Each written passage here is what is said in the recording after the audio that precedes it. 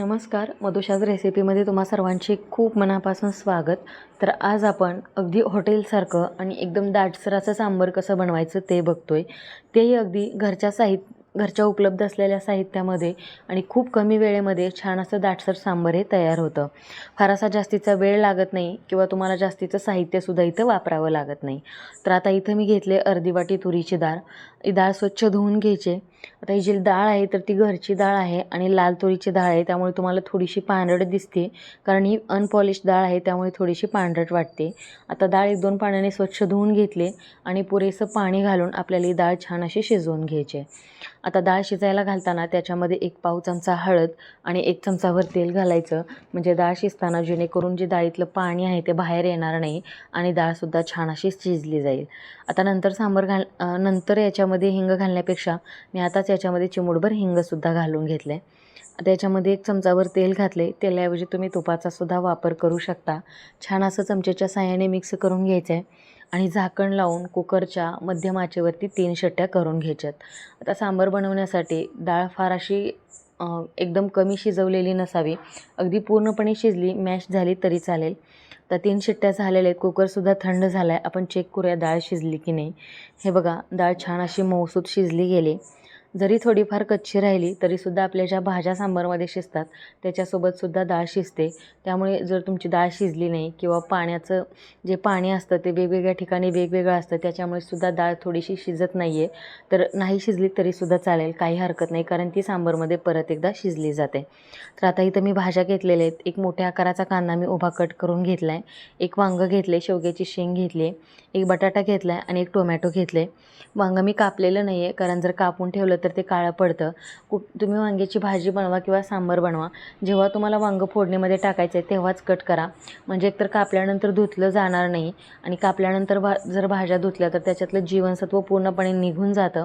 त्यामुळे भाज्या कापण्या अगोदर स्वच्छ धुवून घ्या आणि कापल्यानंतर लगेच फोडणीमध्ये घाला, म्हणजे त्या जेणेकरून काळ्या पडणार नाहीत। आता इथं मी 1-2 ते 3 चमचे तेल छान असं गरम केले, त्याला जिरं मोहरीची खमंग अशी फोडणी दिली आणि आता आपण याच्यामध्ये सुरुवातीला कांदा भाजून घेतोय। आता जर कांदा तुम्हाला उभा कट करायचा नसेल तर तुम्ही बारीकसुद्धा कट करू शकता किंवा हाच कांदा आणि टोमॅटो तुम्ही डाळीसोबत शिजवूनसुद्धा घेऊ शकतात। त्याच्यामध्ये मी कढीपत्तासुद्धा घातलेला आहे, छान असा फ्रेश कढीपत्ता, त्याच्याने सुद्धा सांबारला एकदम छान असा फ्लेवर येतो आणि कांदा छान असा भाजून घ्यायचा आहे। आता कांदा भाजताना फार असा अगदी लालसर भाजायची गरज नाही आहे, थोडासा कच्च्या प्रमाणामध्ये कांदा आपल्याला भाजून घ्यायचा आहे। आता याच्यामध्ये मी घातल्या 2 सुक्या लाल मिरच्या आणि 2 हिरव्या मिरच्यासुद्धा मी कट करून घातलेले आहेत। आता लाल सुक्या मिरच्या नसतील तर नाही घातल्या तरीसुद्धा चालेल, ऑप्शनल आहे, माझ्याकडे होत्या म्हणून मी घातल्यात। आता सगळ्यांकडेच असतील असं नाही आहे। आणि याच्यामध्ये एकदम बारीक करून घेतलेला टोमॅटो घालायचा। आता टोमॅटोसुद्धा छान असा तेलामध्ये आपल्याला परतून घ्यायचा आहे। आता टोमॅटोसुद्धा फार असा अगदी मॅश होईपर्यंत नाही परतला तरी चालेल, 1 ते 2 मिनटं छान असा परतून घ्या, जेणेकरून तो व्यवस्थित शिजला जाईल। जर पूर्णपणे तुम्हाला टोमॅटो मॅश करायचं आहे तर तुम्ही टोमॅटो घातल्यानंतर त्याच्यावरती थोडंसं मीठ घातलं की टोमॅटो पटकन शिजला जातो। आता याच्यामध्ये आपण सुके मसाले घालतो आहे। इथे मी घातले पाव चमचा हळद, कारण आपण डाळ शिजतानासुद्धा याच्यामध्ये हळद वापरले, त्यामुळे इथं हळद थोडीशी कमी वापरायची। आता इथे मी घातले 1-1.5 चमचा काश्मीरी लाल मिरची पावडर, ही तिखट कमी असते पण याच्याने सांबारला कलर छान येतो। आणि आता इथे मी 2 चमचे वापरला आहे सांबार मसाला, हा रेडीमेड मसाला आहे, तुम्ही कोणत्याही ब्रँडचा सांबार मसाला वापरू शकता। आणि 1 मोठा चमचा भरून इथं धना पावडर वापरले। मी फोडणीमध्ये जिरं घातले त्यामुळे इथं जिरा पावडर वापरत नाही, जर तुम्हाला भाजलेल्या जिऱ्याची पूड वापरायची असेल तर तीसुद्धा तुम्ही वापरू शकता। आता मसाले 1 मिनिट तेलामध्ये छान असे परतून घ्यायचेत, जेणेकरून त्याचा कच्चेपणा निघून जाईल। जर तुम्ही मसाले तेलामध्ये व्यवस्थित नाही परतले तर भाज्या खाल्ल्यानंतर किंवा सांबार खाल्ल्यानंतर छातीमध्ये किंवा घशामध्ये जळजळ होते, त्यामुळे जे मसाले आहेत त्याचा कच्चेपणा पूर्णपणे निघून जाईपर्यंत मसाले तेलामध्ये छान असे परतून घ्यायचे। आता मी तेल सुटेपर्यंत मसाले छान असे परतून घेतलेले आहेत आणि मग आता आपण याच्यामध्ये कट केलेल्या भाज्या घालून घेतो आहे। आता भाज्या कट करत असताना फार अशा लहान नाही करायच्या, थोड्याशा मोठ्या फोडी करून घ्यायच्या, म्हणजे सांबारमध्ये छान असा त्या खाताना छान लागतात।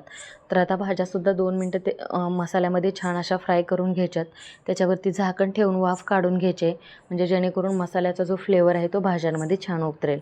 आता या भाज्यांमध्ये माझ्याकडे भोपळा नाही आहे म्हणून मी घातला नाही, जर तुमच्याकडे असेल तर तुम्ही अवश्य वापरा। आणि आता याच्यानंतर घालायची आपल्याला याच्यामध्ये शिजवून घेतलेली डाळ। आता डाळसुद्धा घालताना जास्त प्रमाणामध्ये घालायची नाही, नाहीतर जे सांबार आहे ते अगदी पिठल्यासारखं घट्टसर होतं. सांबार थोडंसं पातळच असतं, त्याच्यामुळे डाळीचं प्रमाण थोडंसं कमी वापरा. आणि आता याच्यामध्ये आपल्याला घालायचं आहे गरम पाणी.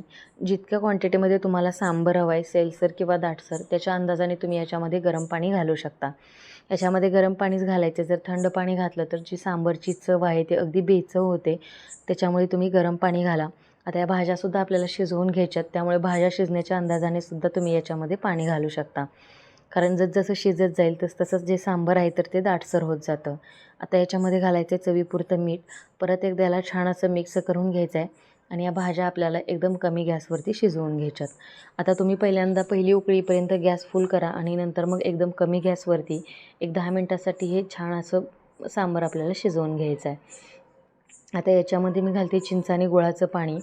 तर आता 1 चमचाभर चिंच आणि 1.5 चमचा गूळ मी गरम पाण्यामध्ये भिजत घातला होता आणि तेच पाणी मी गाळून इथं वापरले. कारण जर तुमच्याकडे चिंच नसेल तर तुम्ही गूळ आणि लिंबूसुद्धा थोडंसं पिळलं तरीसुद्धा त्याच्याने छान चव येते आणि मस्त असं आंबट गोड तिखट चवीचं हे आपलं सांबार तयार होतं. एक 10 मिनटानंतर आपण चेक करूया भाज्या शिजलेत की नाही.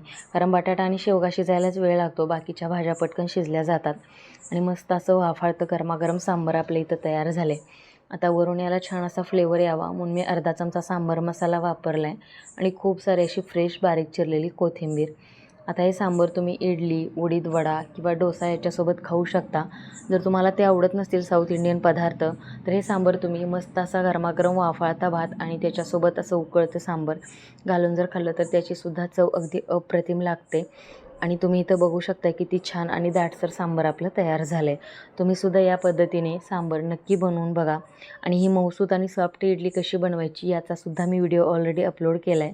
लिंक मी खाली डिस्क्रिप्शनमध्ये देते, तुम्ही जाऊन नक्की चेक करा.